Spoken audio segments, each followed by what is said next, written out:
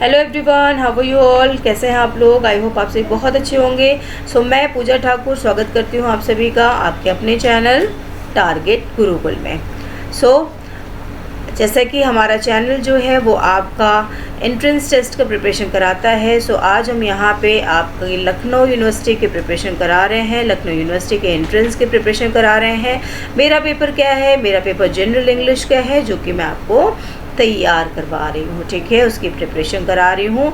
तो general English की तैयारी के लिए मैं कुछ वोकेबलरीज लेके आई हूँ, वोकेबलरी लेके आई हूँ। इस वोकेबलरी मतलब ये नहीं समझना कि सिर्फ वर्ड मीनिंग होगा, इसमें सब कुछ है। इस तरह से वोकेबलरी करके ही पार्ट लिखा रहता है और उसमें चीज़ें कई सारी आ जाती हैं। लाइक स्पेलिंग एरर आ जाता है, एनालॉजी आ जाता है, आपके जो इडियम्स एंड फ्रेजेस हैं वो आ जाते हैं, कुछ ग्रामर के क्वेश्चंस आ जाते हैं, स्पेलिंग मिस्टेक्स आ जाती हैं और सिनोनिम एंटोनिम्स आ जाते हैं। ये सारी चीज़ें इसमें आपको आती हैं। तो आइए एक एक करके सॉल्व करते हैं। और सॉल्व करने से पहले मैं पूछना चाहूँगी कि इसके पहले की जो वीडियोज़ हैं वो आपको कैसी लगी। कई बच्चों ने मुझे कमेंट भी किया है और कुछ बच्चे सिर्फ देख के ही आगे बढ़ गए हैं, उन्हें अच्छा लगा कि नहीं लगा, कि क्या प्रॉब्लम हुई वो उन्होंने नहीं बताया है। आई वांट कि सभी बच्चे मुझे बताएं कि आपको कैसा लगा और आपको और उसमें क्या चीज़ें चाहिए। एंड यस, मैंने किसी एक बच्चे का कमेंट देखा था, उन्होंने बोला कि मैम सारे टॉपिक्स को एक एक करके पहले पढ़ा दीजिए, उसके बाद हमें ये समझ में आएगा, समझ में नहीं आ पा रहा है। तो मैं आपको बता दूं कि देखिए हमारा जो ऐप है टारगेट गुरुकुल का, तो टारगेट गुरुकुल के ऐप को अगर आप परचेज़ कर लेते हैं, ठीक है, उसमें आप नोट्स वहाँ से आप परचेज़ कर सकते हैं। उसमें मैंने पूरा एक्सप्लेन वे में बताया है। वहाँ पे वीडियोस भी, अगर आप एक कोई सीरीज़ जो भी है परचेज़ कर लेते हैं तो वो वहाँ पे वीडियोस भी सारे अवेलेबल हैं। इसके अलावा प्ले लिस्ट में भी अगर आप देखेंगे तो प्ले लिस्ट में भी मैंने कई सारे वीडियोज़ एक्सप्लेन वे में डाले हैं, कई टॉपिक्स को हाँ एक्सप्लेन किया है। तो वहाँ से भी आप जो हर एक टॉपिक का जो एक्सप्लेन वीडियो है वो वहाँ से आप देख सकते हैं। अगर अभी हमारे पास इतना टाइम नहीं है ना कि हम हर एक वीडियो का पूरा प्रॉपर वीडियो बनाएं, हर एक टॉपिक का प्रॉपर वीडियो बनाएं, उसको इस तरह से समझें। अब हमारे पास टाइम जो है ना वो स्मार्ट स्टडी करने का है, क्विक स्टडी करने का है, ठीक है। हमें फटाफट ऐसा तैयारी करना है जिससे कि हमारी जल्दी तैयारी हो सके। तो यहाँ मैं कुछ ऐसे इंपॉर्टेंट क्वेश्चंस लाई हूँ जो कि आप उसी टाइप के क्वेश्चंस आते हैं और जिसे आप प्रिपेयर कर लेंगे तो आपको ज़रूर आपको सक्सेस मिलेगी। आप पक्का एंट्रेंस में अच्छे से प्रिपेयर कर पाएंगे, ठीक है। अब ज़्यादा बात नहीं करते हैं, आइए स्टार्ट करते हैं हमारे लखनऊ यूनिवर्सिटी के जनरल इंग्लिश का paper. Now first question is which of the 4 alternatives would best complete the given relationships.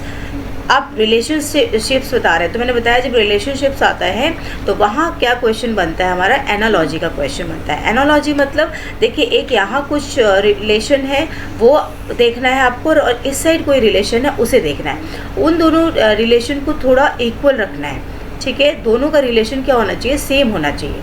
तो यहाँ क्या है देखते हैं, पैराफेरनेलिया इज टू रेशियो इक्विपमेंट। तो पैराफेलिया क्या है, वो इक्विपमेंट के बराबर है। तो मैं आपको बता दूं पैराफेरनेलिया मतलब ही इक्विपमेंट होता है।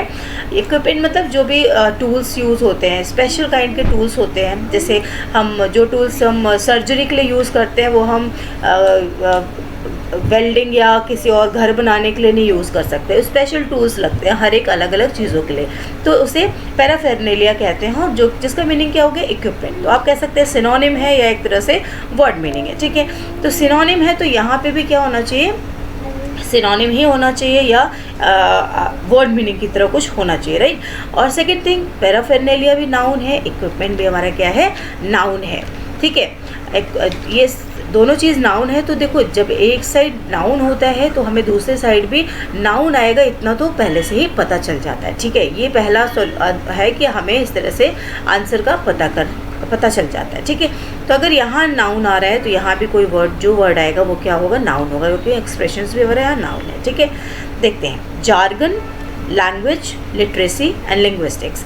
तो यहाँ पे जो करेक्ट आंसर है वो हमारा आता है जार्गन। जार्गन मतलब भी क्या होता है, एक्सप्रेशंस होता है, स्पेशल वर्ड्स और एक्सप्रेशन, ठीक है। जब हम कुछ special words special expressions show करते हैं उसे जार्गन कहा जाता है, ठीक है। और इस टू एक्सप्रेशन मतलब सिनोनिम हो गए दोनों वर्ड, ठीक है। बाकी लैंग्वेज, लिटरेसी या लिंग्विस्टिक्स यहाँ पे कोई मतलब नहीं है, ठीक है। तो answer is jargon. Second, which of the four alternatives would best complete the given relationships. Again यहाँ रिलेशनशिप्स की बात हो रही है, इट मीन्स क्या है, एनालॉजी है, हमें यहाँ एनालॉजी ही देखना है। तो देख लेते हैं, chemist dash is to architect protractor. तो यहाँ पे क्या दिख रहा है, आर्किटेक्ट प्रोट्रैक्टर, मतलब कि जो आर्किटेक्ट है, जो आर्किटेक्ट्स होते हैं ना, जो बनाते हैं बिल्डिंग या देखते हैं कि कहाँ पे क्या डिज़ाइन बनेगी इस तरीके से बिल्डिंग की, तो वो क्या यूज़ करते हैं, वो प्रोटेक्टर का यूज़ करते हैं ना, एक टूल टाइप है, उसे यूज़ करते हैं जो कि उनके इस जॉब को हेल्प करता है, राइट। सो केमिस्ट जो है, केमिस्ट वो क्या करता है, इनमें से किस चीज़ को यूज़ करता होगा, स्टेथोस्कोप नहीं, ये तो डॉक्टर यूज़ करता है। सेंट्रीफ्यूज ट्यूब, हाँ ये हो सकता है। टेम्पलेट्स नहीं यूज़ करेगा, रूलर ज़रूरत नहीं है उसको। ट्यूब क्या है, ट्यूब होता है ना, जैसे आप ब्लड जैसे टेस्टिंग के लिए जाते हैं तो ब्लड निकाल के किसी एक छोटे से ट्यूब में रख लेता है, जो ग्लास का कांच का ट्यूब होता है ना।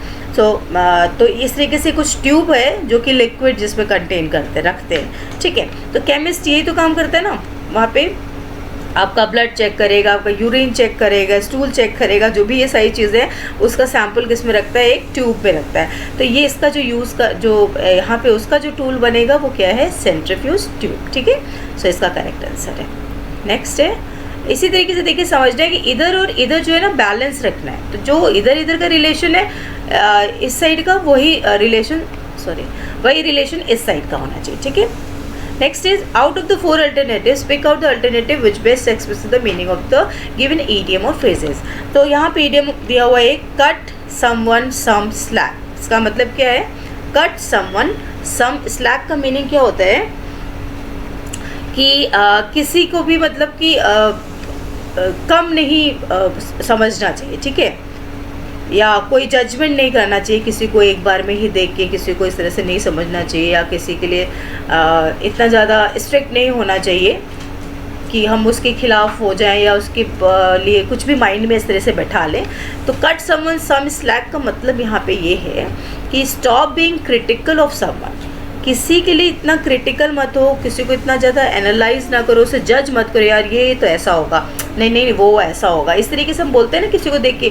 अभी हम उसको जानते नहीं हैं, उसको पहले से ही उसके बारे में बहुत सारा एनालिसिस कर लेते हैं, प्रेडिक्शन कर लेते हैं, तो वो ऐसा हमें नहीं करना चाहिए। या इस ईडियम का मतलब ये है कट समवन सम स्लैक, मतलब stop being critical of someone. किसी के लिए जजमेंटल मत बनिए जब तक आप उसे अच्छे से जानते नहीं हैं, ठीक है। तो इसका आंसर ए होगा। Fourth, out of the four alternatives, pick out the alternative which best expresses the meaning of given idioms। ये यहाँ पे भी वही है, मीनिंग बताना है।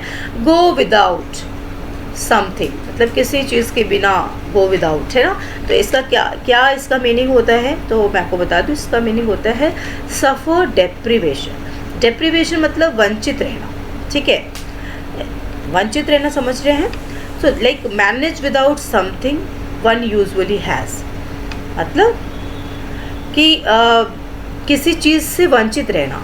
जैसे कि मैं बोलूँ कि मैं बहुत दिनों से सोई नहीं, ये एग्ज़ाम की प्रिपरेशन करने के लिए मैं बहुत दिनों से सोई नहीं, है ना। तो मैंने वहाँ पे क्या किया, आई गो विदाउट स्लीप। मैं क्या बोलूँगा, आई गो विदाउट स्लीप, मतलब मैंने सफ़र किया, मैं नींद से वंचित रही, ठीक है, इतने दिनों तक। सक्सेस पाने के लिए मैं उससे जो स्लीप है उससे वंचित रही। तो इसके लिए क्या बोल सकते हैं, like I go without sleep for the success in examination, to get success in examination, ठीक है।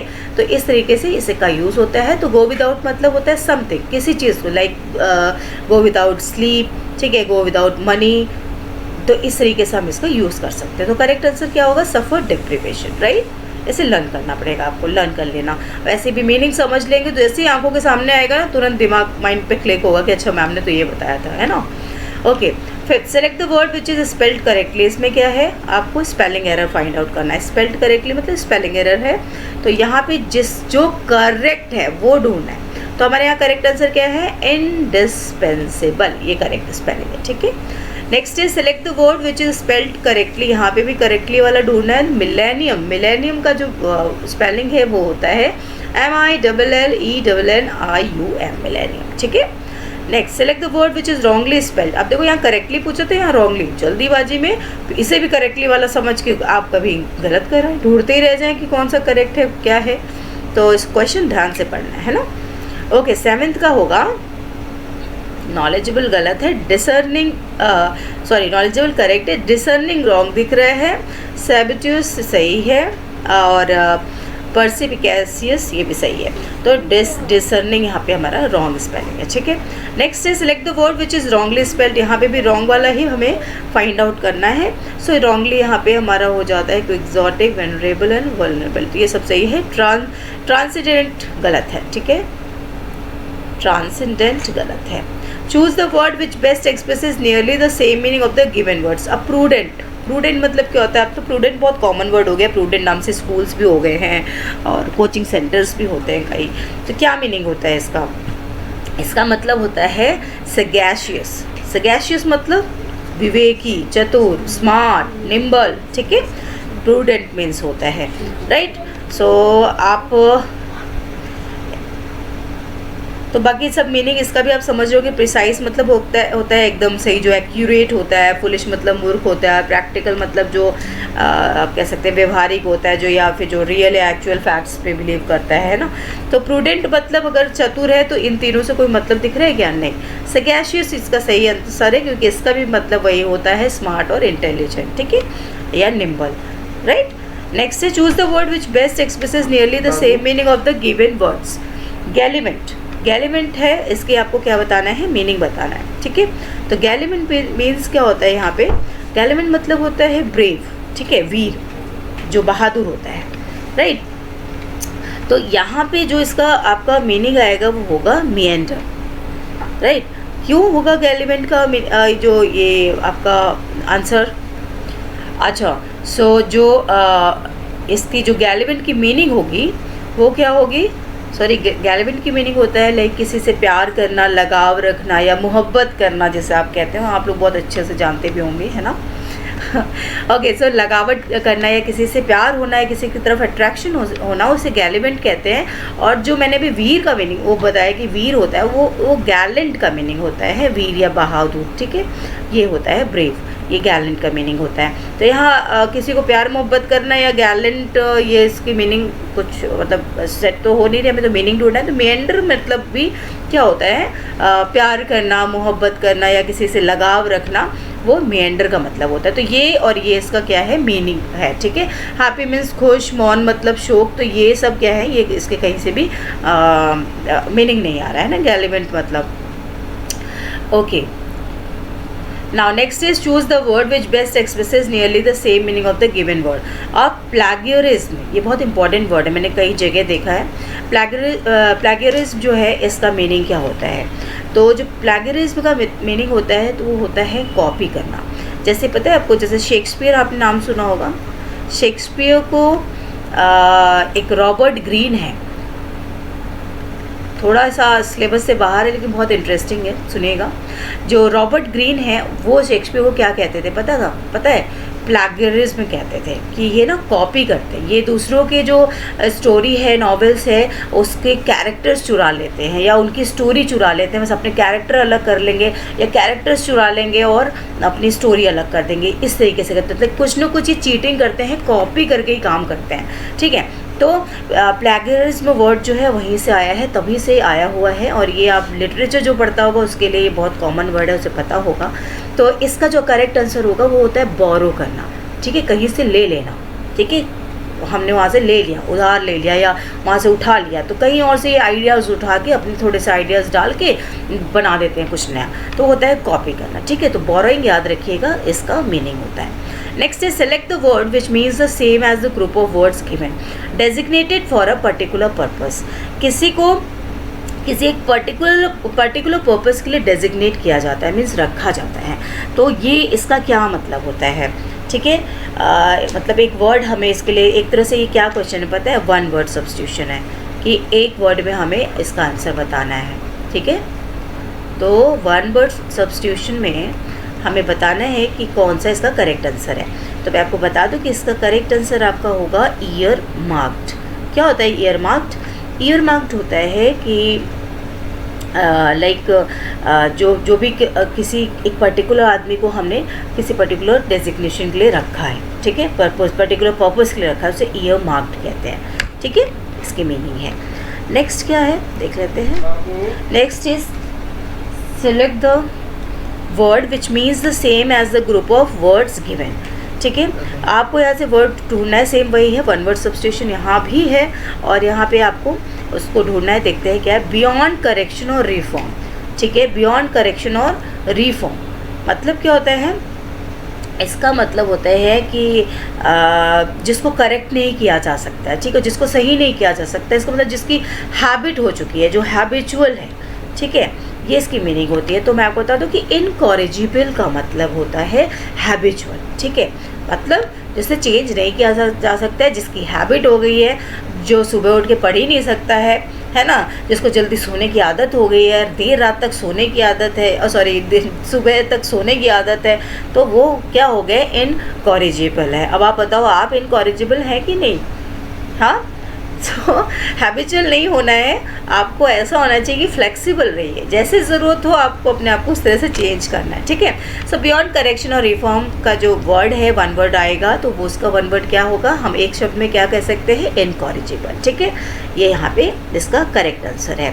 इसके अलावा इनपरवियस का मतलब होता है कि अनएबल टू बी अफेक्टेड, किसी से कोई फ़र्क नहीं पड़ता हमें, ठीक है। नॉट अलाउड, जो किसी चीज़ को अलाउ नहीं करता है। और या फिर इसका है कॉरुगेटेड, मतलब होता है जो थोड़ा ग्रूवी सा, आपने कोई गत्ता देखा है ऐसा जो थोड़ा सा ऐसे वैसा होता है, लहरदार सा होता है, तो उसको कॉरुगेटेड कहते हैं। जैसे इस तरीके से होते हैं ना कई फोम्स, ऐसे होता है, आप अक्सर कार्टन्स वगैरह में देखेंगे, मोबाइल वगैरह, या फिर कोई बहुत ही वैसे सोफिस्टिकेटेड चीज़ें इस तरीके के गत्ते में आती है, नीचे देता है कि टूटे वूटे ना, है ना, वो होता है। इनडिसिप्लिन मतलब पता है कि जिसको डिसिप्लिन नहीं है, एकदम इनडिसिप्लिन बच्चे कुछ होते हैं, है ना। 14 देखते हैं। Select the most appropriate antonyms of the given words. Prodigious, prodigious का एंटोनिम क्या होता है, तो इसके पहले आपको प्रोडिग्यूअस का मीनिंग पता होना चाहिए। प्रोडिग्यूअस मतलब होता है बहुत बड़ा, महान आदमी, कोई बहुत बड़ा है, जो बहुत महान है, विलक्षण है ना। तो यहाँ पे जो करेक्ट आंसर होगा वो क्या होगा, एंटोनिम ढूंढना है, ध्यान रखिएगा। एंटोनिम मतलब होता है अपोजिट, बहुत ध्यान रखना है कि भाई अपोजिट ढूंढना है कि हमें सिनोनिम ढूंढना है। तो यहाँ जो महान है और उसका उल्टा क्या हो जाएगा, जो नॉर्मल है, जो एकदम ऑर्डिनरी है कि नहीं, इसका अपोजिट क्या है हमारा, ऑर्डिनरी, सिंपल सा नॉर्मल आदमी, ठीक है। जायजेंटिक मतलब भी ह्यूज होता है, बिग होता है। इनऑर्डिनेट मतलब भी कुछ एक्स्ट्रा होता है, ठीक है, डिफरेंट होता है, या आप कह सकते हैं स्पेशल होता है, तो ये भी उसी तरह सिनोनिम में जाएगा। मॉन्स्ट्रस भी होता है, बिग या ह्यूज, है ना। मॉन्स्टर्स क्या होते हैं, बड़े बड़े होते हैं एकदम। तो ये सारे बाकी सिनोनिम्स हैं, दिस वन इज अपोजिट, ठीक है, ordinary. Now select the most appropriate antonyms of the given words. इसमें क्या है, इसमें भी आपको एंटोनिम ढूंढना है। इम्पिश, इम्पिश का मतलब होता है नॉटी, जैसे आपके छोटे भाई बहन बहुत नॉटी होते हैं ना, तो वो क्या है, वो इम्पिश है। तो उसका आपको एंटोनिम उल्टा क्या हो जाएगा, उल्टा यहाँ पे हो जाएगा आपका ऑर्डरली, जो ऑर्डर मानते हैं, जो बहुत अच्छे से डिसिप्लिन वे में रहते हैं, है ना। सो ये इसका जस्ट इसका अपोजिट यहाँ पे है, राइट। और अगर आप मुझसे पूछें कि मैम बाकी का क्या मीनिंग है, प्लेफुल मतलब जो बहुत खेलना पसंद करते हैं, बहुत शैतान टाइप के होते हैं। और फाइन डिश मतलब भी हमारा यहाँ पे आपका हो जाता है, इसी तरह की मीनिंग है इसका। नहीं, फाइन डिश का मतलब होता है क्रूअल, ये तो कहीं से भी नहीं आएगा, कुछ भी नहीं आएगा, है नहीं, तो ये तो ना एंटोनिम है ना सिनोनिम है।